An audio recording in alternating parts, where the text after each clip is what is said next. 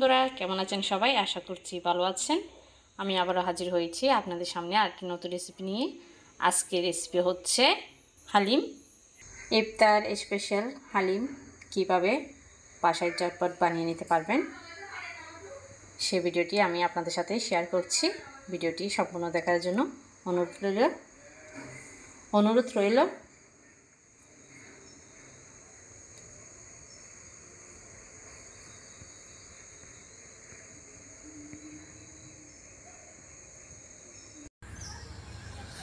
হালিম বানানোর জন্য এখানে একটি হালিমের প্যাকেট নিয়ে নিয়েছি রেডিমেড দোকান থেকে।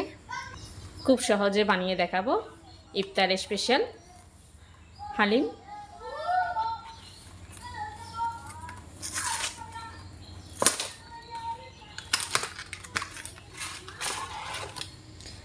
হালিমের রেডিমেড প্যাকেটটা খুলে দেখবেন এর মধ্যে দুইটা প্যাকেট থাকবে। একটির মধ্যে হালিমের চাল ডালের মিশ্রণ আর একটার মধ্যে মশলা। একটি বল নিয়ে নিয়েছি, বলের মধ্যে হালিমের চাল ডালের মিশ্রণটা ঢেলে দিচ্ছি।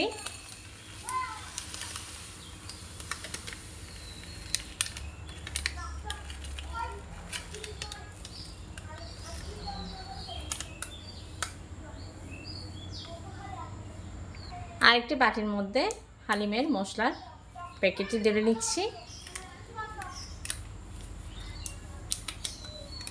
এখন হালিমের ডালের মিশ্রণের মধ্যে আমি অল্প অল্প করে পানি দিয়ে মিশিয়ে নিচ্ছি। এখানে কিন্তু আমি গরম পানিটা ইউজ করেছি। একসাথে পানি বেশি দিতে যাবেন না, তাহলে দলা পেকে যাবে। অল্প অল্প পানি দিয়ে মিশ্রণটি রেডি করবেন। এখানে কিন্তু ফুটন্ত গরম পানিটাই ইউজ করছি।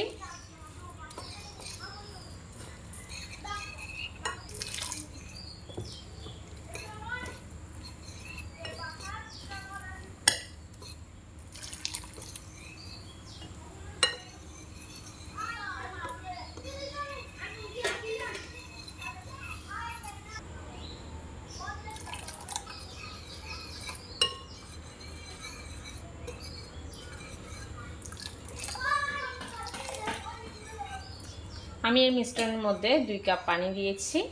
পানি দিয়ে এই মিশ্রণটি রেডি করে নিয়েছি। প্যাকেটের গায়ে কিন্তু লেখা আছে 15 মিনিট ধরে ভিজিয়ে রাখতে হয়, কিন্তু আমি এগুলো 1 ঘন্টা ধরে ভিজিয়ে রাখবো।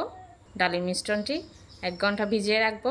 এই ডালের মিশ্রণটি যত ভিজবে আপনার হালিম ততই ভালো হবে। হালিমের ডালগুলা তাড়াতাড়ি সিদ্ধ হয়ে যাবে। এখন চুলায় একটি হাঁড়ি বসিয়ে পরিমাণ মতো তেল দিয়ে দিচ্ছি। তেল গরম হয়ে আসলে দিয়ে দিচ্ছি পেঁয়াজ কুচি।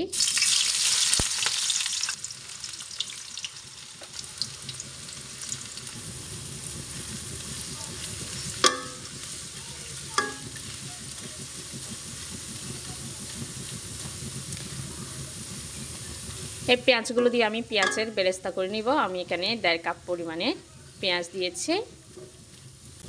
হালিমের মধ্যে কিন্তু কাঁচা পেঁয়াজ দিতে যাবেন না, পেঁয়াজ বেরেস্তা দিলে কিন্তু হালিমের টেস্টটা ঠিক থাকে।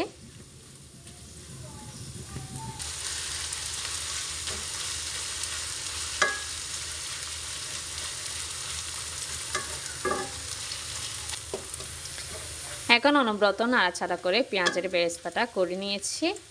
যখন একটি কালার চলে আসবে ব্রাউন কালার, এই পর্যায়ে পেঁয়াজগুলো নামিয়ে নিতে হবে।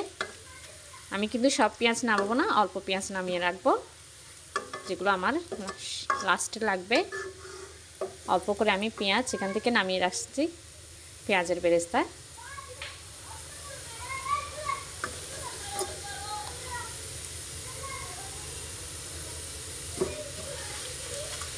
বাকি পেঁয়াজের মধ্যে আমি দিয়ে দিচ্ছি এখানে চিকেন।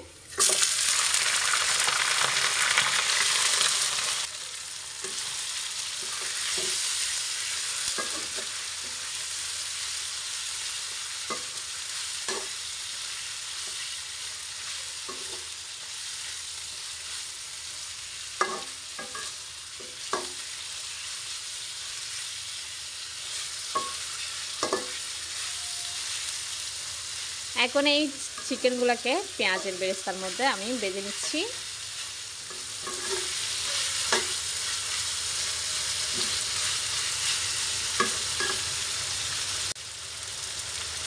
এখানে আমি মুরগির মাংস নিয়ে নিয়েছি। আপনারা চাইলে গরুর মাংস অথবা ছাগলের মাংস দিতে পারেন।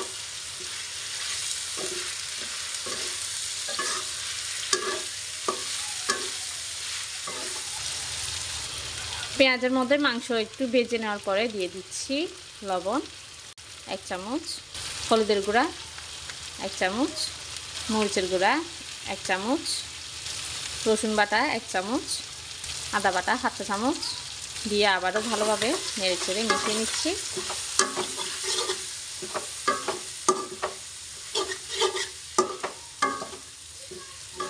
হালিমের সাথে যে মশলার প্যাকেটটি আছে ওখানে কিন্তু সব কিছু দেওয়া আছে। এরপরও ভালো কালার আসার জন্য, স্বাদ আর একটু বৃদ্ধি করার জন্য এখানে আবারও সব মশলা দেওয়া হচ্ছে। এখানে মাংসের মশলা দিয়ে দিচ্ছি 1 চামচ, অল্প পানি দিয়ে কষিয়ে নিব।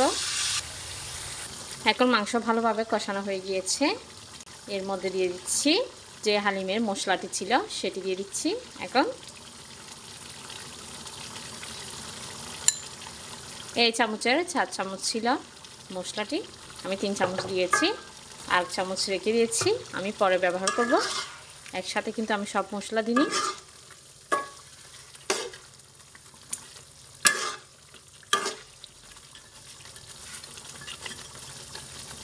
মাংস আরও 1 মিনিট কষানোর পরে দিয়ে দিচ্ছি চাল ডালের মিশ্রণটি।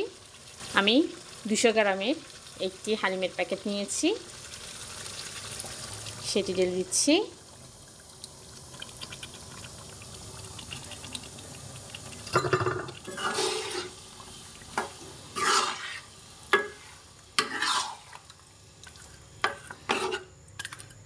এবার নেড়েচেড়ে ডালের সাথে মিশিয়ে নিব।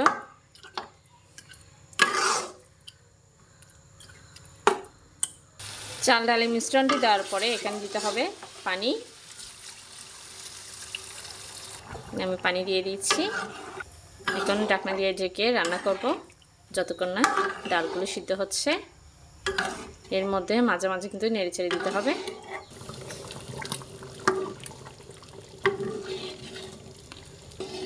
এখন হালিম রান্না করার জন্য কিন্তু অনবরত নাড়াচাড়া করতে হবে, না হলে তলাতে লেগে যাবে। চাল ডালের মিশ্রণ দেওয়ার পর থেকে কিন্তু অনবরত নাড়াচাড়া করতে হবে, না হলে কিন্তু হাঁড়ির তলাতে হালিমের মিশ্রণটি লেগে যাওয়ার সম্ভাবনা থাকে।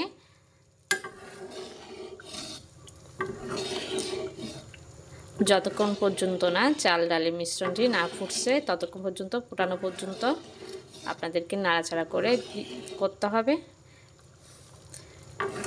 অল্প অল্প পানি দিয়ে ডালটাকে ভালোভাবে ফুটিয়ে নিতে হবে।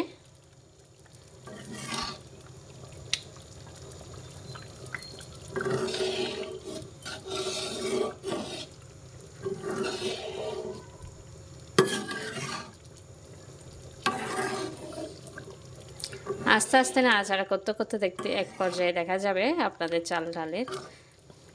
আমাদের চাল ডালের মিশ্রণটি একদম ঘন হয়ে আসছে। ঘন হয়ে গেলে যদি দেখেন চাল ডালের মিশ্রণটি এখনও ফুটেনি, তাহলে আরও অল্প অল্প জল দিয়ে চাল ডালের মিশ্রণটিকে ভালোভাবে ফুটিয়ে নিতে হবে। এখন কিন্তু আমাদের হালিমের চাল ডালের মিশ্রণটি ফুটেনি, আরও কিছুক্ষণ কুক করতে হবে।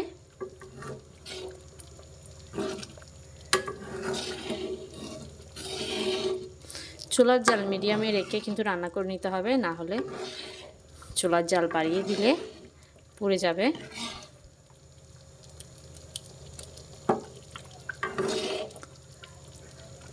ঢাকনা দিয়ে ভালোভাবে 25 মিনিট রান্না করে নেওয়ার পরে আমাদের হালিম হয়ে গিয়েছে। দেখতে পাচ্ছেন কতটা ঘন হয়ে আসছে পানি শুকিয়ে গিয়ে। হালিম কিন্তু এরকম একটু পানি থাকা অবস্থায় নামিয়ে নিতে হবে। বেশি ঘন হয়ে গেলে কিন্তু ঠান্ডা হয়ে গেলে আরও বেশি ঘন হয়ে যায়, খেতে ভালো লাগে না। এরপর দিয়ে দিচ্ছি হালিমের মধ্যে যে বাকি মশলা ছিল সেটি দিয়ে দিচ্ছি। এটি দেওয়ার কারণে রান্নার যে সুগন্ধি আছে, মশলার যে সুগন্ধি আছে সেটি অটুট থাকবে, নষ্ট হয়ে যাবে না। সে কারণে লাস্টে মশলাটি দেওয়া। আমি একটু চেক করে দেখাচ্ছি ডাল সিদ্ধ হয়েছে নাকি। দেখতে পাচ্ছেন ডাল একদম সিদ্ধ হয়ে গিয়েছে। হালিমের স্বাদ আর একটু বৃদ্ধি করার জন্য এখানে একটি হাঁড়ি বসিয়ে দিয়েছি। হাঁড়ির মধ্যে কিছুটা তেল দিয়ে দিলাম। তেল গরম হয়ে আসলে দিয়ে দিচ্ছি পেঁয়াজ কুচি, রসুন কুচি, শুকনো মরিচ 4টে,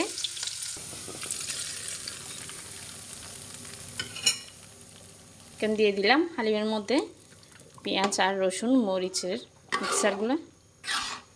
এতে করে হালিমের টেস্টটি কিন্তু আরও ভালো আসে। এখন আমাদের হালিম হয়ে গিয়েছে, পরিবেশন করার জন্য প্রস্তুত।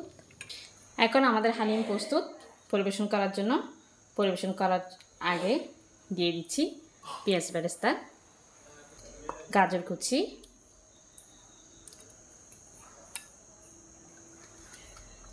কাঁচামরিচ কুচি, আদা কুচি, শসা কুচি,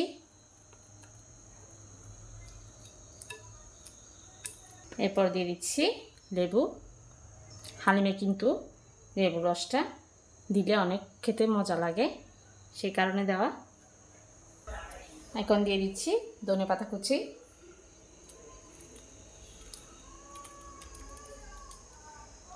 এরকম সুন্দর করে সাজিয়ে পরিবেশন করতে পারেন।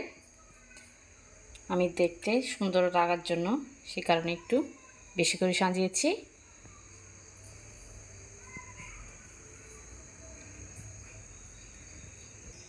সহজে কিভাবে হালিম বানাতে পারবেন সেটি আমি আপনাদের সাথে শেয়ার করেছি। আশা করছি আমার ভিডিওটি আপনাদের কাছে ভালো লেগেছে। যদি ভালো লেগে থাকে চ্যানেলটিকে সাবস্ক্রাইব করে লাইক দিয়ে পাশে থাকবেন।